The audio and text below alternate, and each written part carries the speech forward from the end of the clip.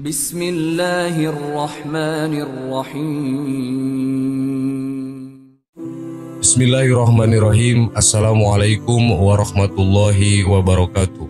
Sahabat yang beriman, surat Al-Fatihah termasuk ke dalam rukun sholat yang wajib dilafalkan baik dalam sholat fardu ataupun sunnah.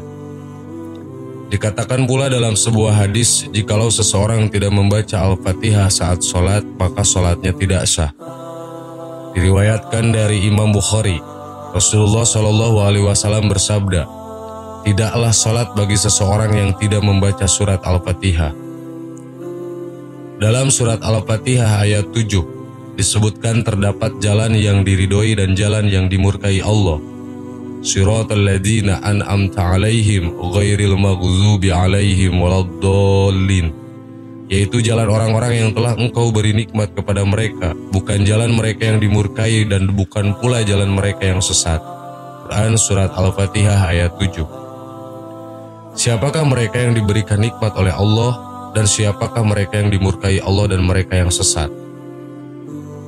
Sejarah turunnya surat Al-Fatihah. Surat Al-Fatihah merupakan surat pertama yang berada dalam Al-Quran. Namun meskipun terletak di awal Al-Quran, surat Al-Fatihah bukanlah surat pertama yang turun.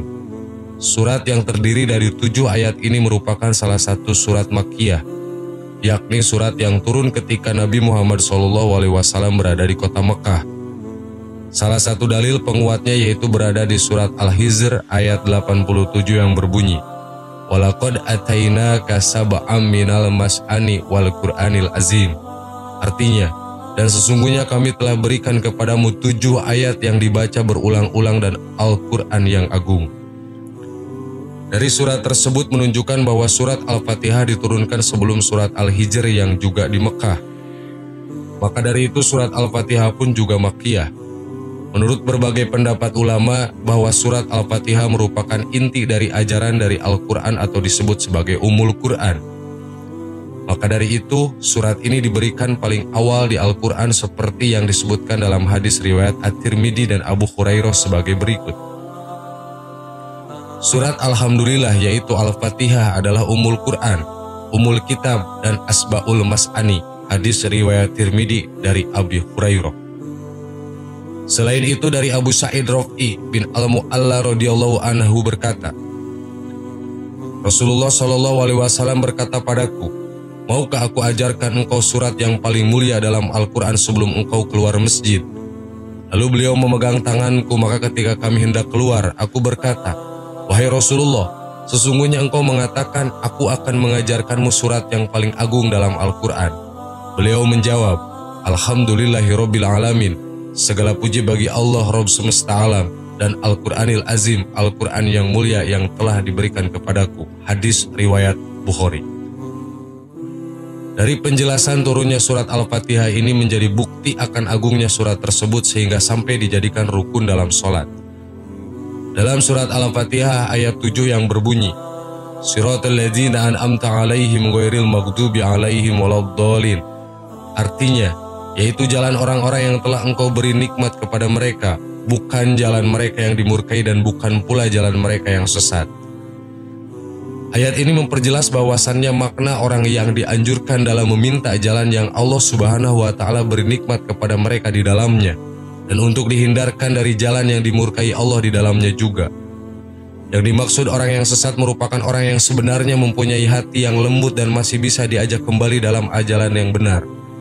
Sementara orang yang dimurkai Allah adalah orang-orang yang tahu akan kebenaran namun tidak mengikuti kebenaran tersebut. Di dalam beberapa tafsir populer seperti tafsir Al-Jalalain, tafsir Al-Qurtubi, tafsir Ibnu Katsir dan lain-lain menafsirkan Al-Maghdub atau orang yang dimurkai adalah orang Yahudi dan Ad-Dallin adalah orang-orang yang tersesat adalah Nasrani.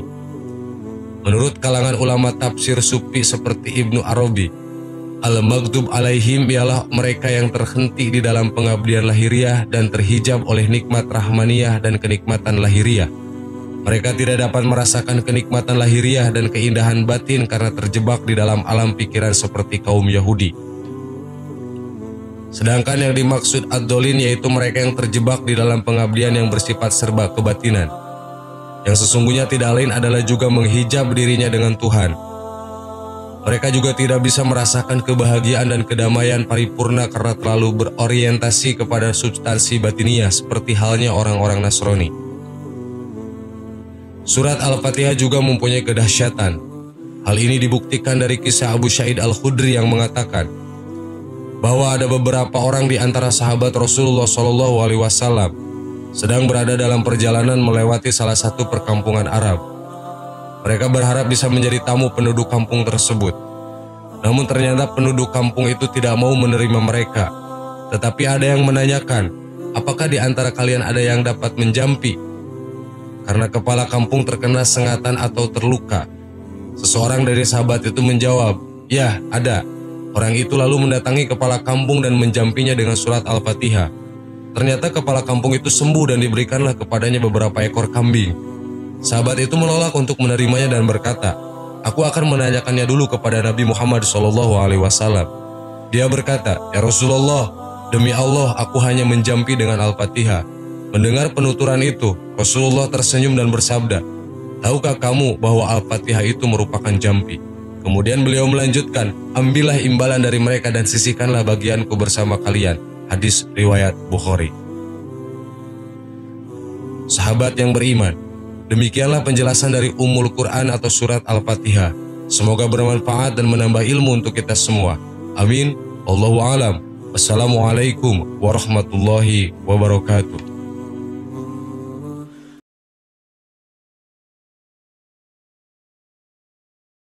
Bismillahirrahmanirrahim. Assalamualaikum warahmatullahi wabarakatuh. Sahabat yang beriman, apabila Rasulullah SAW memerintahkan sesuatu, pastilah sesuatu itu baik bagi umatnya. Sebaliknya, jika beliau melarang sesuatu, pastilah sesuatu itu buruk bagi umatnya. Namun seringkali manusia tidak mengindahkan petunjuk dan larangan yang telah digariskan beliau. Banyak perintah yang tidak ditaati dan banyak larangan yang dilanggar. Di antaranya dua larangan berikut ini.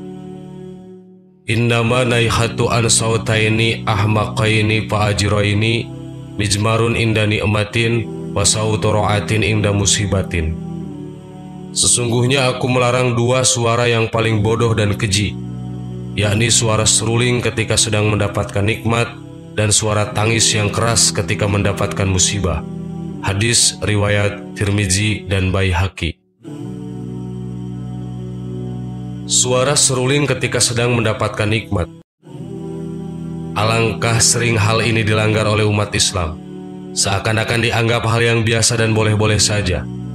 Padahal sesungguhnya ini dilarang Rasulullah digelari dengan paling bodoh dan keji.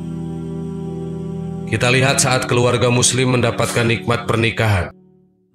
Walimah yang seharusnya menjadi wujud rasa syukur dan bentuk pengumuman kepada halayak bahwa si fulan dan si fulanah menikah, berubah menjadi ajang hiburan yang di dalamnya ada hal terlarang. Diputarnya musik-musik yang diiringi seruling merupakan hal yang sering terjadi di masyarakat kita saat walimah atau acara lainnya. Bahkan sebagian orang bukan hanya memutar musik melalui kaset, namun mengundang band atau elektron dan sejenisnya yang secara live menghadirkan suguhan musik termasuk seruling. Banyak acara-acara lain yang juga masuk dalam kerangka nikmat Allah tetapi diisi oleh pemutaran musik dengan seruling di dalamnya. Misalnya hitanan dan syukuran, persis seperti yang dilarang Rasulullah dalam hadis tadi. Suara tangis keras saat musibah. Siapapun yang terkena musibah, manusiawi jika ia bersedih dan berduka, bahkan menangis sekalipun. Namun yang dilarang oleh Rasulullah adalah menangis dengan suara keras, meraung-raung, meratap. Umat Islam dituntun untuk bersabar saat menghadapi musibah, baik ketika kehilangan anggota keluarga, ada bencana maupun bentuk-bentuk musibah lainnya. Menangis meraung-raung merupakan tanda bahwa kesabaran masih belum muncul saat menghadapi musibah. Sahabat yang beriman, itulah dua hal yang dilarang oleh Rasulullah namun sering kali manusia melakukannya. Mudah-mudahan kita semua selalu diberi hidayah dan taufiknya oleh Allah Subhanahu wa Ta'ala. Amin. Wallahu a'lam. Assalamualaikum warahmatullahi wabarakatuh.